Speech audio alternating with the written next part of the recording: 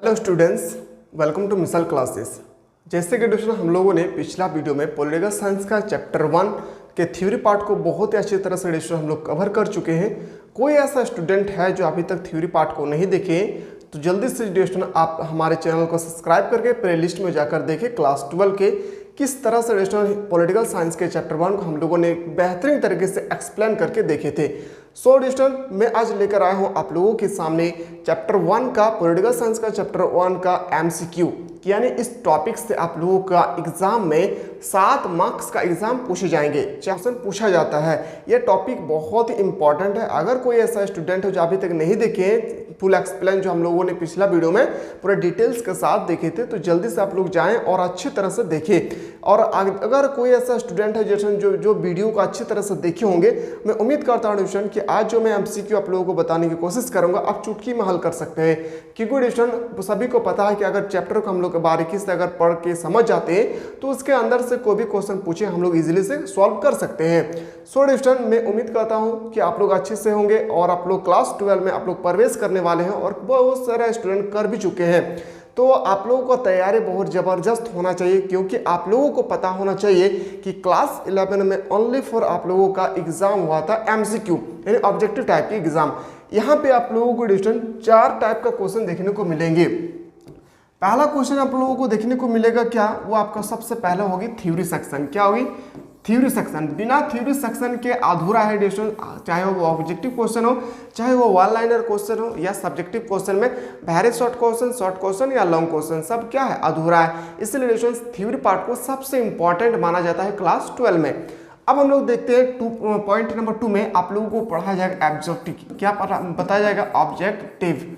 तो डिस्टेंस आप लोग जल्दी से देखें और ये सब अच्छी तरह से समझने की कोशिश करें। फिर आप लोगों को वन लाइनर क्वेश्चन आएगा एग्जाम में, वन लाइनर क्वेश्चन, ठीक है, वन लाइनर क्वेश्चन आएगा। फिर चौथा में आप लोगों को आएगा क्या, याद रखिएगा, एक एक बात को डिस्टेंस समझने की कोशिश करें, क्योंकि मोस्ट इंपॉर्टेंट है। क्लास 12 का सिलेबस मैंने आप लोगों को बहुत अच्छे तरह से प्रोवाइड कर चुका हूं। कोई ऐसा स्टूडेंट है जो अभी तक नहीं देखे तो जल्दी से डिस्टेंस आप लोग सिलेबस को सबसे पहले देखें कि कौन कौन सा टॉपिक को आप लोगों को टर्म 1 में पढ़ना होगा और कौन सा टॉपिक को आप लोगों को टर्म 2 में पढ़ना होगा। 4 नंबर में आप लोगों को पढ़ना पड़ेगा डिस्टेंस सब्जेक्टिव क्वेश्चन। क्या होगा? Subjective question. और जो सब्जेक्टिव क्वेश्चन होगी ये भी 3 टाइप की होगी। कितना टाइप की? तो ये क्वेश्चन जो है 3 टाइप से आपसे एग्जाम में क्वेश्चन पूछे जाएंगे। क्या क्या? तो वेरी शॉर्ट क्वेश्चन, फिर आपसे पूछा जाएगा क्या, शॉर्ट क्वेश्चन, फिर आपसे पूछा जाएगा लॉन्ग क्वेश्चन। सो डिस्टेंस इतना सारा कंटेंट आप लोगों को पढ़ना है, क्योंकि क्लास 12 में डिस्टेंस आप लोगों को थ्योरी सेक्शन के साथ साथ आप लोगों को ऑब्जेक्टिव, वन लाइनर आया और आपसे थ्योरी सेक्शन या सब्जेक्टिव क्वेश्चन आपको एग्जाम में पूछे जाएंगे। तो ये जितना कोई मैं आप लोगों को कंटेंट दिखा रहा हूँ डिस्टेंस, ये सब हमारे एप्लीकेशन पे ऑलरेडी अवेलेबल है। कोई ऐसा बंदा है जो अभी तक डिस्टेंस हमारे एप्लीकेशन को डाउनलोड नहीं किए हैं तो प्ले स्टोर में जाएं। कहाँ पे जाना है आप लोगों को? प्ले स्टोर में जाना है और सर्च करना है मिसाइल क्लासेस। क्या सर्च करना है? Missile classes. क्या सर्च करना है आप लोगों को? Missile classes. जैसे ही आप प्ले स्टोर से मिसाइल क्लासेस सर्च करेंगे डिस्टेंस, तो आप लोगों के लिए क्लास 12 का एक फाउंडेशन कोर्स स्टार्ट हो चुका है, जहां पे डिस्टेंस आप लोगों को हर एक सब्जेक्ट का पहला टॉपिक डेमो के रूप में आप लोगों को बताया जा रहा है कि किस तरह से आप लोगों को हमारे एप्लीकेशन के माध्यम से आप लोगों को पढ़ाया जाएगा। तो बहुत सारे स्टूडेंट हमारे प्लेटफॉर्म से जुड़ चुके हैं। अगर आप में से कोई ऐसा स्टूडेंट है जो आपने अभी तक हमारे एप्लीकेशन को डाउनलोड नहीं किए और बैच को परचेस नहीं किए, तो जल्दी से जाए डिस्टेंस आप बैच को परचेस करें, क्योंकि आप लोगों के लिए अभी 50% का ऑफर है। तो प्ले स्टोर से मिसाइल क्लासेस के एप्लीकेशन को डाउनलोड करेंगे और जो भी हम लोग टॉपिक देखेंगे डिस्टेंस एग्जाम के समय नहीं, बल्कि अभी हम लोग जो टॉपिक स्टार्ट कर रहे हैं उसमें हम लोग सबसे पहले थ्योरी सेक्शन को कवर कर रहे हैं। यानी बहुत सारे स्टूडेंट जो पढ़ रहे हैं उनको पता होगा कि हम लोग कोई भी चैप्टर का सबसे पहले थ्योरी सेक्शन देख रहे हैं। उसके बाद हम लोग क्या देख रहे थे? हम लोग देख रहे थे ऑब्जेक्टिव क्वेश्चन, ठीक है। तो उस ऑब्जेक्टिव क्वेश्चन को देखने के बाद हम लोग देखेंगे वो होगा आपका वन लाइनर क्वेश्चन। फिर हम लोग मूव करेंगे सब्जेक्टिव क्वेश्चन। सब्जेक्टिव क्वेश्चन में हम लोगों को 3 टाइप के क्वेश्चन पढ़ना है, very short question, short question और लॉन्ग क्वेश्चन। यहाँ पे जितना भी कंटेंट दिख रहा है डिस्टेंस, यहाँ पे आप लोगों को पूरा का पूरा आप लोगों को कवर करवाया जाएगा हमारे एप्लीकेशन के माध्यम से। तो जल्दी से जाएं प्ले स्टोर से और मिसाइल क्लासेस के एप्लीकेशन को डाउनलोड करें और मिनिमम से मिनिमम फी में क्लास 12 की पूरी पढ़ाई को आप लोग पूरे साल भर की पढ़ाई को कंप्लीट कर सकते हैं, आर्ट्स के ऑल सब्जेक्ट को। तो जल्दी से डिस्टेंस आप लोग भूले नहीं, आप जल्दी से जाएं यहाँ पे और आप लोग को सर्च करें। चलिए क्वेश्चन में आप लोगों को बताऊं कि आज का क्लास हम लोग कहां से स्टार्ट करते हैं। चलिए बारीकी से हम लोग देखते हैं कि जो आज की क्लास होगी वो कहां से हम लोग देखने वाले हैं। तो याद रखिएगा हम लोग देखेंगे क्लास 12 का चैप्टर 1 किसका, पॉलिटिकल साइंस का। चैप्टर 1 में हम लोग देखेंगे कितना, याद रखेंगे 50 VVI most expected question objective होगी 2024 के लिए। सो स्टूडेंट मैं आज जो क्वेश्चन लेकर आया हूं ये लगभग 2012 से लेकर 2022 तक यानी 10 साल में जितना भी इस टॉपिक से क्वेश्चन पूछे गए ऑब्जेक्टिव में सभी के सभी प्रश्न मैं आप लोगों के सामने प्रस्तुत करने वाला हूं। तो आप लोग चाहते हैं सर हम लोगों को इसी तरह से चैप्टर बाय चैप्टर हम लोगों को सबसे पहले थ्योरी सेक्शन करवाइए, फिर हम लोगों को ऑब्जेक्टिव क्वेश्चन, फिर हम लोगों को वन लाइनर क्वेश्चन, फिर हम लोगों को सब्जेक्टिव क्वेश्चन करवाइए। तो आप लोग जल्दी से एडिशन हमारे एप्लीकेशन को डाउनलोड करें। आप लोगों के लिए बहुत ही कम फी में आप लोगों का पूरे साल भर का एडिशन स्टडी कराया जा रहा है। एकदम मिनिमम से मिनिमम फी है एक जियो के रिचार्ज के बराबर। तो आज जो भी हम लोग देखेंगे एडिशन मोस्ट एक्सपेक्टेड क्वेश्चन होगी। तो मैं आप लोगों से सिर्फ एक ही रिक्वेस्ट करूंगा कि अगर कोई ऐसा बंदा जो अभी तक हमारे प्लेटफॉर्म पे थ्योरी सेक्शन को नहीं देखे हैं तो पॉलिटिकल साइंस के थ्योरी सेक्शन को आप अच्छी तरह से देखें, क्योंकि थ्योरी सेक्शन को अगर देखकर अगर समझ जाते हैं तो आप ऑब्जेक्टिव क्वेश्चन हो, वन लाइनर क्वेश्चन हो या सब्जेक्ट चुटकी में इसको हल कर सकते हैं। यानी इसको देखने को मुताबिक हम लोग को ये पता चल रहा है कि इसके बाद जो क्लासेस होगी हम लोग देखेंगे उसके बाद सब्जेक्टिव क्वेश्चन, ठीक है। तो आप लोग सब्जेक्टिव क्वेश्चन और ऑब्जेक्टिव क्वेश्चन को देखने से पहले आप लोग थ्योरी सेक्शन को देखें, क्योंकि मोस्ट इंपॉर्टेंट है आप लोगों के लिए। थ्योरी सेक्शन नहीं देखेंगे एडिशन एक भी क्वेश्चन आप लोगों को समझ में नहीं आएगा, फिर आप लोग हमें ना बताएं कि हम लोगों को समझ में नहीं आ रहा है, ठीक है। तो यहाँ पे एक बात ध्यान देखेंगे एडिशन आप लोग कि कोई भी दिक्कत होगी एप्लीकेशन को डाउनलोड करने में, इस नंबर पे आप लोग व्हाट्सअप कर सकते हैं 9122288860। ये हमारे टेक्निकल टीम के व्हाट्सअप नंबर है। इस व्हाट्सअप नंबर के माध्यम से आप पूछ सकते हैं, ठीक है। चलिए मूव करते हैं, हम लोग क्लास को स्टार्ट करते हैं। एक एक क्वेश्चन को हम लोग बारीकी से देखते हैं और समझने की भी कोशिश करते हैं कि किस तरह से एग्जामिनर आपसे क्वेश्चन एग्जाम में पूछे जाएंगे। मैं फिर से रिक्वेस्ट कर रहा हूं कि कोई ऐसा बंदा है जो अभी तक थ्योरी सेक्शन को नहीं देखे तो जल्दी से जाएं और थ्योरी सेक्शन को देखने की कोशिश करें, क्योंकि एडिशनल थ्योरी सेक्शन को देखेंगे तो ये क्वेश्चन आप चुटकी में हल कर सकते हैं। चलिए पहला क्वेश्चन पे मूव करते हैं। क्वेश्चन नंबर 1 ये आप लोगों का चल रहा है डेमो। क्या चल रहा है? डेमो। क्लास 12 का हर एक सब्जेक्ट का पहला टॉपिक आप लोगों को डेमो के रूप में मिलेंगे। बाकी जितना भी टॉपिक होगी वह हमारे एप्लीकेशन पे मिलेंगे, यानी हमारे ऐप में। तो आप लोग जल्दी से एडिशन आप लोग इनरोल करा ले, यानी एडमिशन करवा ले क्लास 12 में बेहतरीन तरीके से अगर प्रदर्शन करना है। पहला क्वेश्चन है कि शीत युद्ध की शुरुआत कब से माना जाता है? बहुत इंपॉर्टेंट। मैंने आप लोगों को बताया था कि शीत युद्ध का जो शुरुआत है वह कब से माना जाता है, ये भी मोस्ट इंपॉर्टेंट है। तो आपको बताया था जब प्रथम विश्व युद्ध थे, याद रखेंगे क्या बताया था आप लोगों को, जब प्रथम विश्व युद्ध हुआ था कब से कब तक प्रथम विश्व युद्ध हुआ था। आप लोग जल्दी से कॉमेंट करें, क्योंकि क्वेश्चन में आप लोगों को पिछला वीडियो में बहुत अच्छी तरह से कवर करवाया था। प्रथम विश्व युद्ध याद रखेंगे, प्रथम विश्व युद्ध एग्जाम में पूछा जाता है कि कब से कब तक चला था, तो 1914 से लेकर 1918 के बीच में। कब से? 1914 से 1918। अगर आपसे पूछा जाए कि द्वितीय विश्व युद्ध कब से कब तक चला था, तो ये भी आपको कॉपी में नोट डाउन करना, अगर नहीं किया अभी तो 1939 से लेकर 1945 तक, ठीक है। अब जैसे ही द्वितीय विश्व युद्ध समाप्त हुआ उसके बाद स्टार्ट हो गया हमारे क्या, शीत युद्ध का दौर। अगर आपसे पूछा जाए कि शीत युद्ध का दौर कब से कब तक चला था, याद रखेंगे 1945 से 1991 तक शीत युद्ध का दौर चला था, ठीक है। आपसे ये सब क्वेश्चन नेशनल एग्जाम में क्वेश्चन पूछे जाएंगे और आप लोगों को पता होना चाहिए कि टर्म 1 में जो आप लोगों का एग्जाम होगा वो 40 मार्क्स का सिर्फ और सिर्फ आपसे ऑब्जेक्टिव क्वेश्चन पूछे जाएंगे। मैं वादा करता हूँ, मैं प्रॉमिस करता हूँ, मैं चैलेंज करता हूँ, अगर कोई ऐसा कैंडिडेट है जो हमारे प्लेटफॉर्म से पढ़ रहे हैं, मैं प्रॉमिस करता हूँ स्टूडेंट कि आप लोग जिस दिन सिलेबस कंप्लीट होंगे आप ऑब्जेक्टिव क्वेश्चन में आपके पेपर में जैसा भी क्वेश्चन आए 40 मार्क्स लाएंगे, ये मेरा वादा रहा।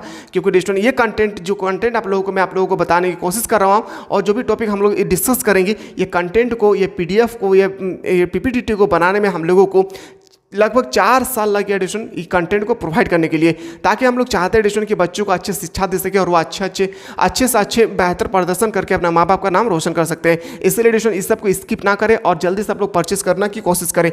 टर्म 1 में आप लोगों को 40 मार्क्स का सिर्फ और सिर्फ ऑब्जेक्टिव क्वेश्चन पूछे जाएंगे। तो आप लोग चाहते हैं सर हमें अच्छे प्रदर्शन करना, तो जल्दी से आप लोग इनरोल करा ले।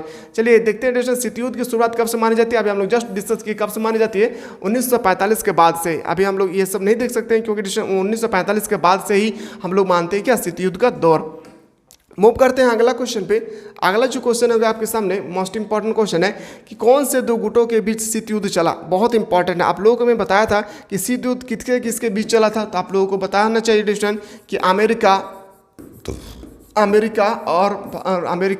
और किसके बीच, भारत रूस किसके बीच, रूस के बीच। तो अमेरिका वर्सेस सोवियत संघ, यानी उस समय सोवियत संघ को हम लोग रूस के नाम से भी जानते थे। क्वेश्चन नंबर 2 पे मूव करते हैं। अगला क्वेश्चन पे आते हैं। नेक्स्ट क्वेश्चन है क्वेश्चन नंबर आपके सामने 3। क्वेश्चन नंबर 3 एडिशन कि निम्नलिखित में कौन शीत युद्ध के प्रमुख कारण रहे। इसमें आपको बताना है कि शीत युद्ध का प्रमुख कारण कौन रहा, यानी शीत युद्ध जो थे उसके आने का क्या रीजन थे, क्यों आया था शीत युद्ध। तो याद रखिएगा, आप लोग चाहते हैं कि सर हम लोगों को वीक में एक बार यूट्यूब पे, कहाँ पे, यूट्यूब में लाइव क्लासेस लेकर आए ऑब्जेक्टिव में, ताकि हमें भी पता चले कि हम कितना तैयारी किए हैं और कितना नहीं। तो आप लोग जल्दी से कमेंट करें। मैं हर एक संडे को एक लाइव सेशन लेकर आऊँगा 2 घंटा का, जहाँ पे आप लोगों का सप्ताह में है जितना कुछ पढ़ा जाएगा, जितना भी सब्जेक्ट में जो भी चीज़ पढ़ा जाएगा उन सब का क्विक रिवीजन होगी। आप लोग चाहते हैं तो लाइव क्लासेस के लिए आप लोग जल्दी से लाइव कमेंट हो गए, ठीक है। जो क्वेश्चन था पहला क्वेश्चन, जो क्वेश्चन नंबर 3 है, निम्नलिखित में से कौन शीत युद्ध के प्रमुख कारण रहे। तो देखते हैं पहला ऑप्शन कि अमेरिका एवं सोवियत संघ के बीच सैद्धांतिक मतभेद, ये बिल्कुल सही है। विजित प्रदेशों पर अध्ययन संबंधित विवाद, ये भी बिल्कुल सही है। ये भी कल मैंने बताया था आप लोगों को। युद्धकालीन निर्णयों का अतिक्रमण, ये भी बिल्कुल सही है। यानी ऑप्शन नंबर बिल्कुल आपका सही उत्तर जाएगा क्या, उपयुक्त सभी, यानी ऑप्शन नंबर डी आपका करेक्ट आंसर हो जाएगी।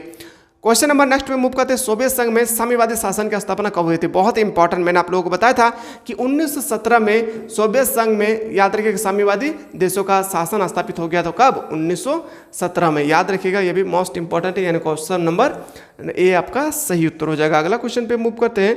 अगला जो क्वेश्चन है क्वेश्चन नंबर 5, लाल सेना निम्नलिखित में से किस देश की सेना को कहा जाता है। मैंने ये भी बताया था कि जो रूस थे, कौन थे, रूस। मैंने आप लोगों को जब एक्सप्लेन किया तो उस समय बताया था कि रूस की सेना को लाल सेना के रूप में भी हम लोग जाने जाते हैं। याद रखिएगा, रूस को हम लोग बोलते हैं किसको, सोवियत संघ को बोलते हैं। तो सोवियत संघ के सेना को ही हम लोग बोलते हैं क्या, लाल सेना। मूव करते हैं मोस्ट क्वेश्चन पे। क्वेश्चन नंबर 6, मैंने आपको बताया था कि हिरोशिमा और नागासाकी कहाँ का है, तो जापान में। कहाँ पे, जापान। कब बम गिराया गया था, ये बहुत इंपॉर्टेंट है स्टूडेंट, याद रखिएगा। कब बम गिराया गया था, तो 1945 में गिराया गया था। जो जापान थे स्टूडेंट, और किसने गिराया था ये भी आपको पता होना चाहिए। तो किसने गिराया था, अमेरिका पे परमाणु बम, तो याद, जापान पे परमाणु बम गिराया था अमेरिका ने। किसने गिराया था, अमेरिका ने गिराया था। कब गिराया था यह भी आपको पता होना चाहिए, कब, 1945 में। यानी ऑप्शन नंबर बिल्कुल सही उत्तर हो जाएगा क्या, सी। अब एक एक क्वेश्चन को आपने ध्यानपूर्वक देखिए, और जो हमारे एप्लीकेशन के माध्यम से पढ़ रहे हैं उनको लिखने की कोई आवश्यकता नहीं है। आप लोगों को वीडियो के नीचे, यानी वीडियो को नीचे जैसे आप लोगों को वीडियो क्लिक करेंगे उसके साइड में आप लोगों को PDF मिल जाएंगे, ठीक है। तो PDF के लिए आप लोग बिल्कुल फिक्र ना करें, क्लास एंड होते ही आप लोग को PDF अपलोड कर दिया जाएगा। अगला क्वेश्चन पे आते हैं। नेक्स्ट क्वेश्चन है क्वेश्चन नंबर 7, मार्शल योजना कब शुरू हुआ था। ये भी मैंने आप लोगों को बताया था। जो मार्शल योजना है वो कब शुरू हुआ था, 1948 में। मार्शल योजना एडिशन, इसके बारे में आप लोगों को बहुत अच्छी तरह से पढ़ना है चैप्टर नंबर 2 में। तो मार्शल योजना शुरू हुआ था 1948 में। कब हुआ था, 1948। कोई बंदा अगर हमारे थ्योरी सेक्शन को पढ़े तो याद रखेंगे, उनसे एक भी क्वेश्चन ये सब छूटने वाले नहीं है। सोवियत संघ द्वारा बर्लिन की नोकबंदी कब हुई थी, कब हुई थी, तो मैंने आपको बताया था थ्योरी सेक्शन में 1948। कब हुआ था, 1948। यानी ऑप्शन नंबर बिल्कुल सही उत्तर हो जाएगा क्या, option number A. Question number 9 पे मूव करते हैं कि नाटो की स्थापना कब हुई थी। ये बहुत इंपॉर्टेंट है और हर साल एग्जाम में पूछा जाता है कि नाटो पर एक संक्षिप्त टिप्पणी लिखे। यानी नाटो का एग्जाम में जब भी क्वेश्चन आता है, डिस्टेंस 4 मार्क्स का क्वेश्चन आता है कि नाटो के बारे में एक संक्षिप्त टिप्पणी लिखे। तो याद रखिएगा, नाटो की जो स्थापना हुई थी सभी को पता था कि मैंने कल बताया था 4 अप्रैल, कब, 4 अप्रैल 1949 को हुआ था। इसमें आप लोगों को यह भी बताया था कि कितना सदस्य देश थे शुरू में, तो 12 सदस्य देश थे। प्रेजेंट टाइम में कितना है, तो प्रेजेंट टाइम में 30 सदस्य देश है।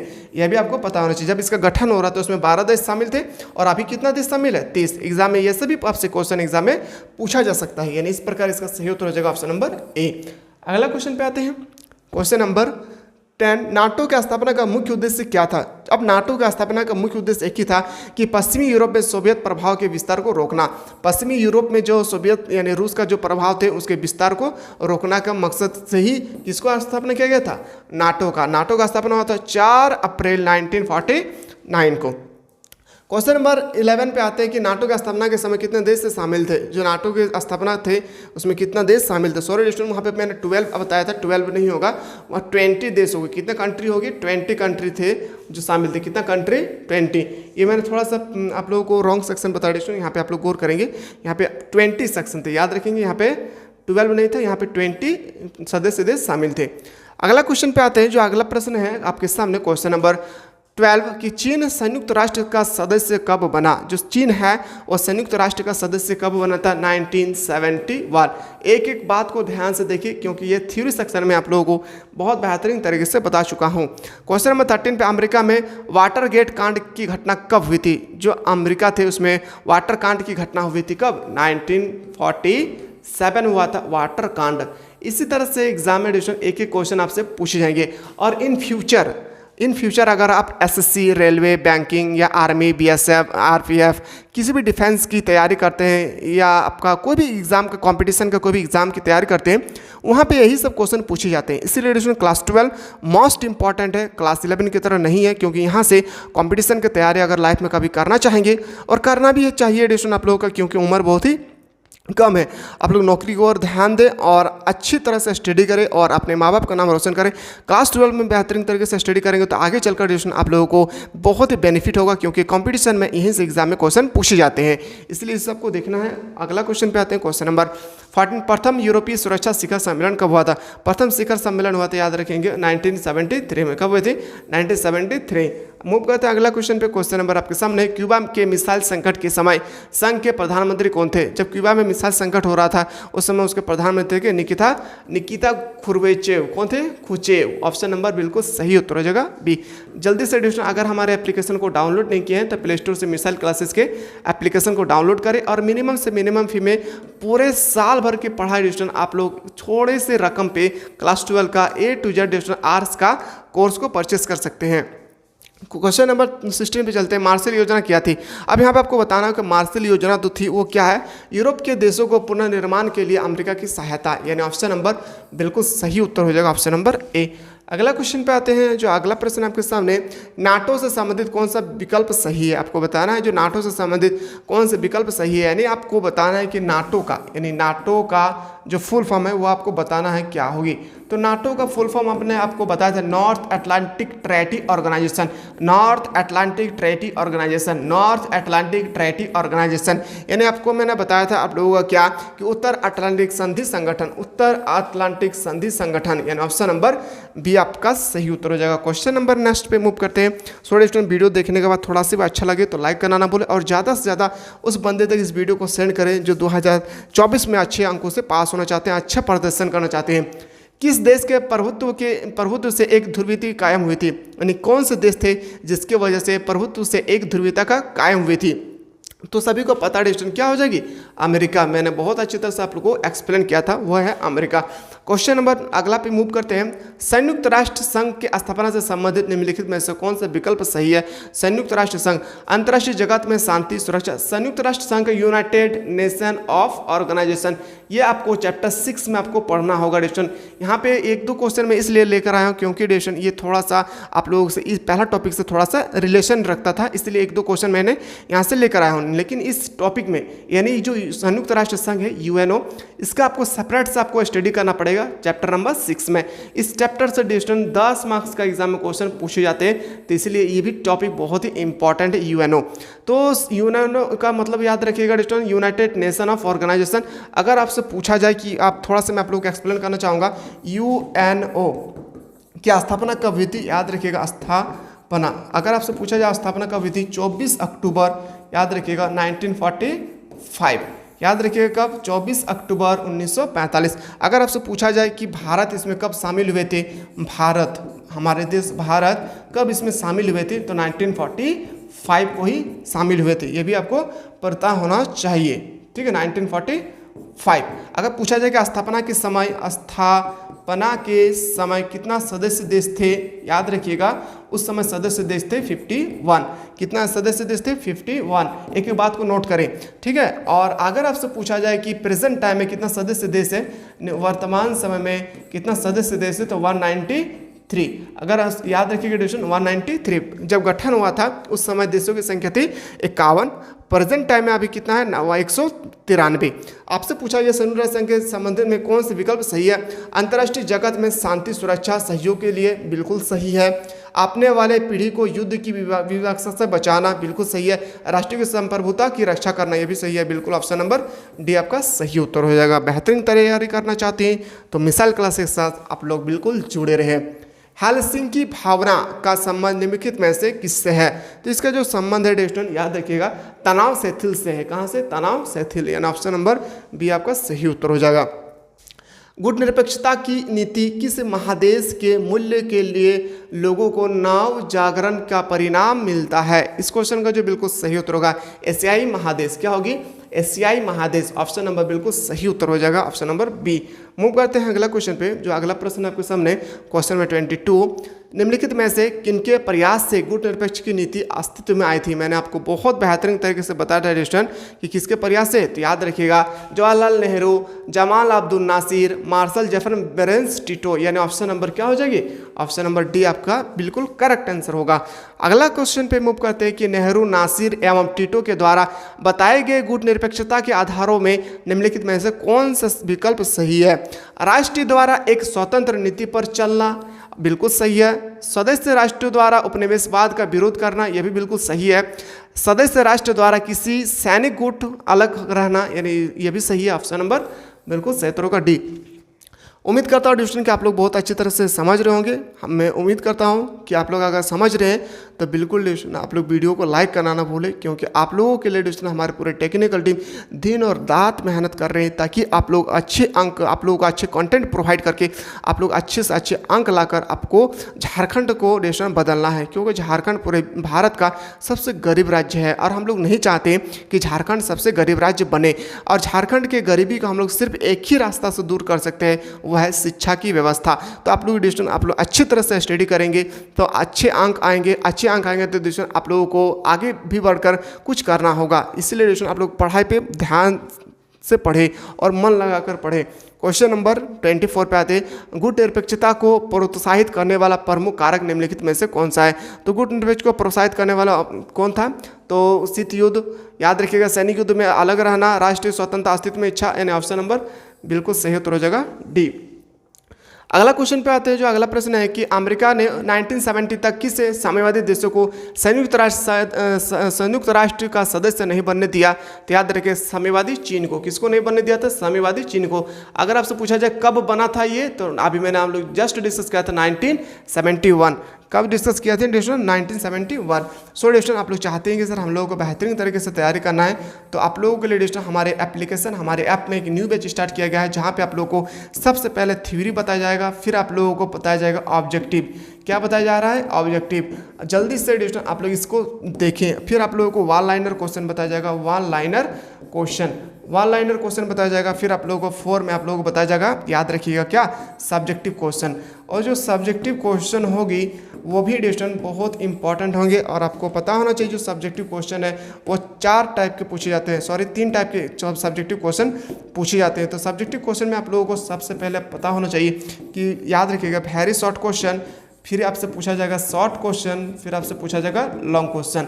तो इतना सारा कंटेंट डिस्टन हमारे एप्लीकेशन पर अवेलेबल है, जहां पे आप लोगों को पूरा बेहतरीन तरीके से तैयारी करवा जा रहे हैं। मैं चाह रहा हूं डिस्टन कि आप लोगों को जल्दी से हमारे इस एप्लीकेशन पे यानी मिसाइल क्लासेस के ऐप को डाउनलोड करें। मिसाइल क्लासेस के ऐप को प्ले स्टोर से डाउनलोड करें और एकदम मिनिमम से मिनिमम फी में पूरे साल भर की पढ़ाई को, यानी आर्ट्स का जितना भी सब्जेक्ट है पूरा पढ़ाई को आप अच्छी तरह से कर सकते हैं। और उम्मीद करता हूँ स्टूडेंट कि आप लोगों का जो टर्म 1 का एग्ज़ाम होगा उसमें आप लोगों का जो एग्ज़ाम होगी वो कितना मार्क्स का होगा? तो याद रखिएगा टर्म 1 का एग्ज़ाम होगी आप लोगों का 40 मार्क्स का, और टर्म 2 जो होगी स्टूडेंट यहाँ पे आप लोगों को टर्म 2 में होगी, याद रखिएगा 40 मार्क्स का। टर्म 1 का मतलब होता है MCQ। क्या होता है? MCQ यानी ऑब्जेक्टिव टाइप के क्वेश्चन। और टर्म 2 का मतलब होता है सब्जेक्ट, यानी कुल मिला के आपको 80 मार्क्स का एग्जाम होगा और 20 मार्क्स का आप लोगों का होगा प्रैक्टिकल।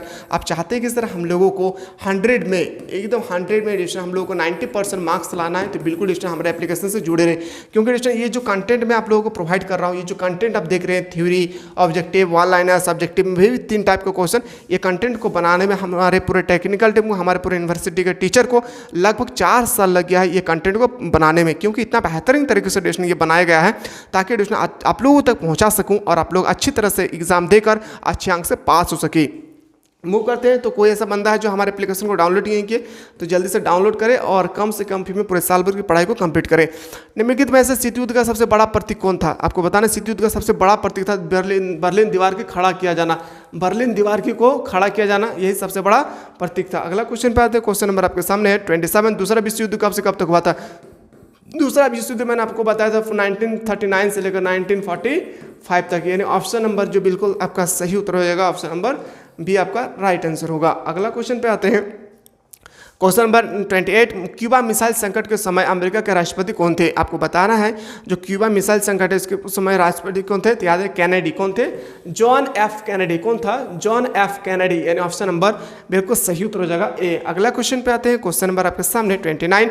जर्मनी का एकीकरण कब हुआ था? यह भी मैंने बहुत अच्छी तरह से एक्सप्लेन किया था कि जो जर्मनी का एकीकरण है वो कब हुआ था? 1990 में। कब हुई थी? 1990 में, यानी ऑप्शन नंबर बिल्कुल सही उत्तर हो जाएगा। आगे बढ़े, समझ में आ रहा है या नहीं? समझ में नहीं आ रहा है या आ रहा है तो आप लोग कमेंट करें।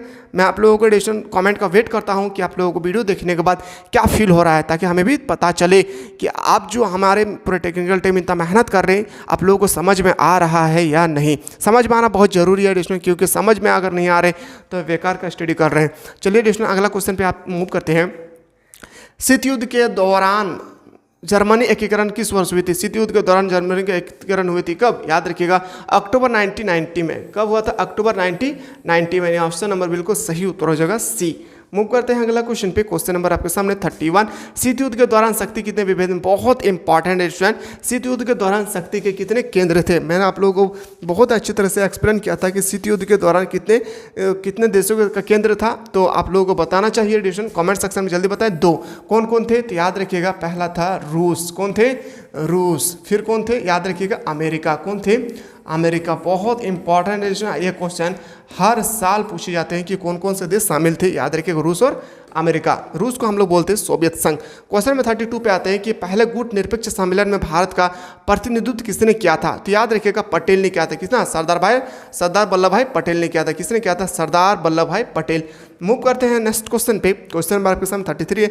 1970 में रूस में साम्यवादी राज्य की स्थापना किसने की थी? तो साम्यवादी राज्य की जो स्थापना करने वाले व्यक्ति थे वो कौन थे? लेनिन। कौन थे? लेनिन। हम लोगों ने थ्योरी सेक्शन में बहुत अच्छी तरह से ये सब डिस्कस किए थे। अगला क्वेश्चन पे आते हैं। Question number 34। पहला गुट निरपेक्ष सम्मेलन कहाँ हुआ था? याद रखिएगा डिस्कशन जो पहला गुट निरपेक्ष सम्मेलन हुआ था कब हुआ था आपसे पूछा जाएगा। याद रखिएगा 1961 में। कहाँ हुआ था? याद रखिएगा डिस्कशन बेलग्रेड में। कहाँ पे हुआ था? बेलग्रेड में। कब हुआ था? तो याद रखेंगे 1961 में। एक एक क्वेश्चन को ध्यान से देखिए। फिर से मैं कह रहा हूं कि अगर आप लोग थ्योरी सेक्शन नहीं देखें तो जल्दी से थ्योरी सेक्शन को देखें, फिर जाकर यहां से भी आपको देखना है। दूसरी दुनिया के देशों में किस प्रकार के देश आते हैं? दूसरी दुनिया के देशों में किस प्रकार के देश आते हैं? गुट निरपेक्ष देश। क्या होगी? गुट निरपेक्ष देश। इसका बिल्कुल सही उत्तर हो जाएगा। अगला क्वेश्चन पे आते हैं। नेक्स्ट क्वेश्चन है क्वेश्चन नंबर 36। गुट निरपेक्ष देशों का शिखर सम्मेलन नई दिल्ली में कब आयोजित किया गया था? जो गुट निरपेक्ष देश का शिखर सम्मेलन हुई थी वो कब आयोजित की गई थी? याद रखिएगा डिस्कशन 1985। कब आयोजित किए गए थे? 1985, यानी ऑप्शन नंबर बिल्कुल सही उत्तर हो जाएगा क्या? डी। मूव करते हैं अगला प्रश्न पे। क्वेश्चन नंबर आपके सामने 37। निम्नलिखित में से कौन सोवियत संघ के विखंडन का परिणाम नहीं है? आपको बताना विखंडन का परिणाम कौन है? मध्य पूर्व में संकट। मध्य पूर्व में संकट ये नहीं है, बाकी सब है, यानी ऑप्शन नंबर डी आपका राइट आंसर हो गया। अगला क्वेश्चन पे आते हैं। क्वेश्चन निम्नलिखित में से कौन सा एक गुट निरपेक्ष आंदोलन के जनक नहीं थे? इसमें से आपको बताना है कि कौन थे जो गुट निरपेक्ष इसके आंदोलन जो गुट निरपेक्ष जो आंदोलन थे इसका एक सदस्य नहीं है। तो डिस्कशन आपको बताना है कि इसमें से कौन नहीं थे। बहुत इंपॉर्टेंट मैं बता रहा हूँ डिस्कशन, इसका जो बिल्कुल सही उत्तर कौन होगा? अराफात। कौन होगी? अराफात इसका बिल्कुल करेक्ट आंसर हो जाएगी। स्टूडेंट यहाँ पे हम लोगों ने मोस्ट 38 क्वेश्चन भी ऑब्जेक्टिव क्वेश्चन देखे। अगर थोड़ा सा भी आप लोगों को अच्छा लगे तो लाइक करना ना भूलें और ज़्यादा से ज़्यादा उस बंदे तक शेयर करें जो 2024 में अच्छे अंकों से पास होना चाहते हैं, अच्छा प्रदर्शन करना चाहते हैं। क्योंकि डिस्कशन हमारे एप्लीकेशन पे एक न्यू बैच स्टार्ट हो चुका है जहाँ पे आप लोगों को एकदम जीरो लेवल से हीरो लेवल तक स्टडी कराए जाएंगे। तो बिल्कुल आप लोग जल्दी से एप्लीकेशन को पर जाएँ और मिनिमम से मिनिमम फी में क्लास 12 की पूरी सिलेबस को अपनी पूरी सिलेबस का पूरा पढ़ाई कंप्लीट करें। चलिए डिस्कशन हम लोग अगला वीडियो मिलते हैं, तब तक के लिए स्वस्थ रहे, मस्त रहे और व्यस्त रहे।